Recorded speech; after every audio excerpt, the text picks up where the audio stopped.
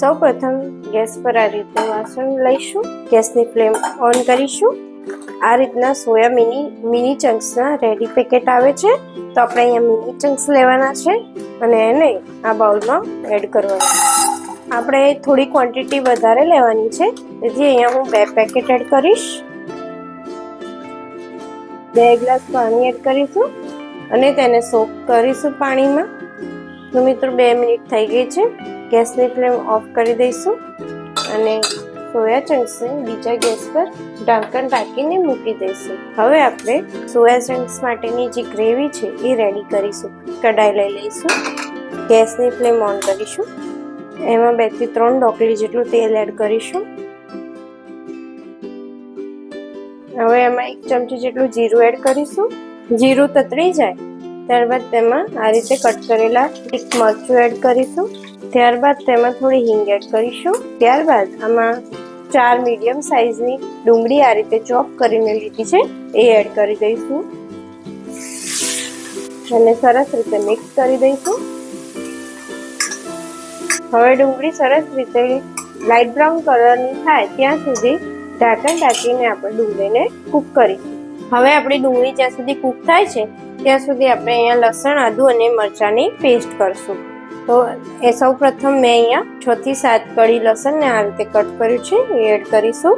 1 inch આદુના ટુકડા કરીને લીધા છે અને 1 લીલું મરચું લીધું છે એ એડ કરીશું અને અહીંયા 1 નાની ચમચી જીરું લીધું છે એ એડ કરીને એને સરસ રીતે વાટી લઈશું અને એની પેસ્ટ બનાવી લઈશું। તો આ રીતે સરસ રીતે આપણી પેસ્ટ બની છે। તો આપણી ઓનિયન લાઇટ બ્રાઉન કલરની થઈ ગઈ છે। એમાં આપણે જે પેસ્ટ બનાવી છે એ એડ કરી દઈશું, સરસ રીતે મિક્સ કરી લઈશું અને ઢાંકણ ઢાંકીને ફરીથી 2 મિનિટ માટે કૂક થવા દઈશું। 2 મિનિટ થઈ ગઈ છે મિત્રો। હવે આપણે એમાં 3 મીડિયમ સાઇઝના ટમાટરની ગ્રેવી એડ કરીશું। ટામેટાની ગ્રેવી આપણે અહીંયા લીધી છે। તો સૌપ્રથમ આપણે એમાં 2 થી 3 ચમચી કાશ્મીરી લાલ મરચું એડ કરીશું। 3 ચમચી ધાણા જીરું પાવડર એડ કરીશું।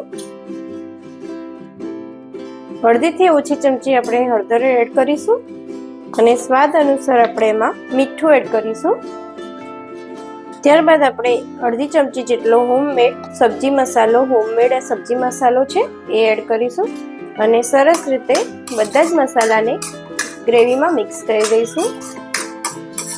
મસાલા મિક્સ કરતી વખતે આપણે ગેસની ફ્લેમ ધીમી જ રાખીશું। હવે આ ગ્રેવીને આપણે 3 થી 4 મિનિટ ઢાંકણ ઢાંકીને કૂક થવા મૂકીશું, જ્યાં સુધી આપણે તેલ છૂટું ના પડે ત્યાં સુધી એને કૂક કરીશું। તો આપણી ગ્રેવી કૂક થાય છે ત્યાં સુધી આપણે સોયા ચંક્સ ચેક કરી લઈએ આપણા। તો સરસ રીતે પાણીમાં ફૂલી ગયા છે આ રીતના। તો આપણે હવે એને ગ્રેવીમાં એડ કરીશું। આપણી 4-5 મિનિટ થઈ ગઈ છે, ગ્રેવીમાં સરસ રીતે ગ્રેવી કૂક થઈ ગઈ છે, મસાલા પણ કૂક થઈ ગયા છે। હવે આપણે એમાં જે સોયા ચંક્સ સોક કર્યા હતા એ સોક કરેલા સોયા ચંક્સ પાણી સાથે આપણે આની અંદર એડ કરીશું।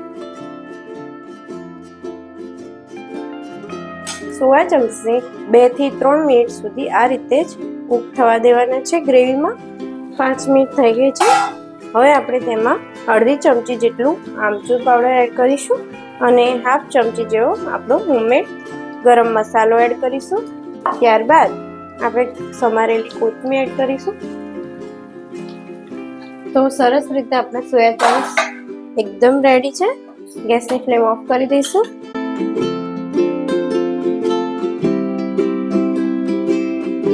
તો મિત્રો આપણું સરસ મજાનું સોયા ચંક્સ રેડી છે।